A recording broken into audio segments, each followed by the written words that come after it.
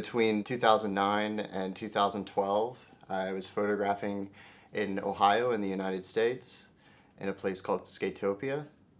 The story that I ended up coming up with in Leviathan is different from the story of that place. But if I had to say that there was a story in this work, it's the story of a community that's living in isolation and relative freedom, and the world that they inhabit is on the cusp of some great change, and some of it is like a metaphorical change, and some of it's like a physical change that you think that you're on land but you're not, and then there's this sort of iconography and sort of symbology of the whale that crops up in different parts. But the Leviathan comes from the book of Job, and God tells Job that he can't control Leviathan, that he can't get his hook into him.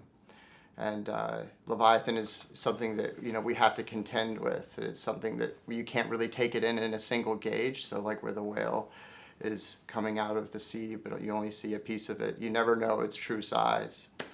So it's hard for us to really look at it and understand what it is in full and what it means. I originally went out and photographed in this space with a 35mm camera. And for me, it was like too much in conversation with what was there. And I almost wanted something that would obstruct my ability to, quickly turn around and make a picture. And so I started using a 4x5 view camera. And so the image is something that was a part of this conversation, using this very ordered camera to capture something very chaotic. There was a time where photographers and people that viewed photography actually expected a level of objectivity.